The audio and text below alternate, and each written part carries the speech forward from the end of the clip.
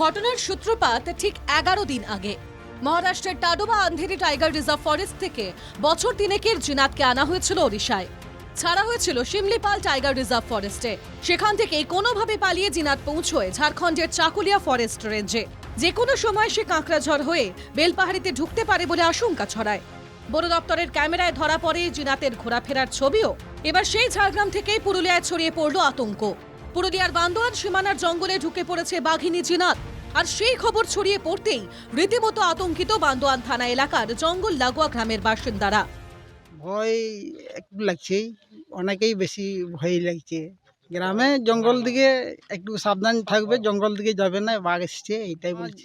জঙ্গলে কাটপাট আনতে যাওয়া হয়ই, কিন্তু এখন আর যাওয়া হয় নাই। মনে হয় যে বিপজ্জনক জিনিস, বিপদে হতে পারে। খেতে কোটের লোক, আমরা কোন দিন কখন কোথায় কি হবে কে বলতে পারে। যদিও পুরুলিয়া জেলা পরিষদের বন ও ভূমি কর্মাধ্যক্ষ জয়মাল ভট্টাচার্য গ্রামবাসীদের আতঙ্কিত না হওয়ারই পরামর্শ দিচ্ছেন।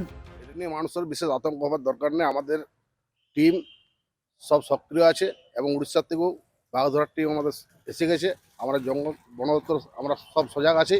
মানুষের আতঙ্ক তো বেশি কারণ নেই। আমরা চাইছি যত তাড়াতাড়ি সম্ভব বাঘটাকে যেখানে থেকে এসেছিল সেদিকে চলে যায়, তার ব্যবস্থা নেওয়ার জন্য সবাই আমরা সচেষ্ট উদ্যোগে আছি। জেলা প্রশাসন এবং আমরা জেলা পরিষদ এবং বন দপ্তরের টোটাল সক্রিয় সচেষ্ট আছে। মানুষের আতঙ্ক হওয়ার কোনো কারণ নেই।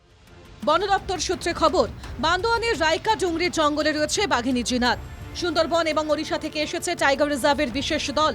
রেডিও কলারের মাধ্যমে জিনাতের অবস্থান জানার চেষ্টা করছেন তারা। পুরুলিয়া থেকে বুদ্ধদেব পাত্রের রিপোর্ট, এনকেটিভি বাংলা।